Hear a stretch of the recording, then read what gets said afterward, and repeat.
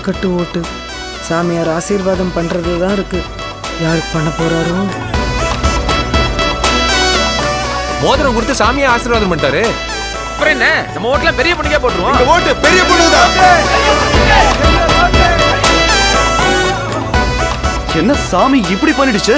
அந்த தம்பி மோதிரம் கொடுத்து போட சொல்லிச்சு, அதனால போட்டாரு.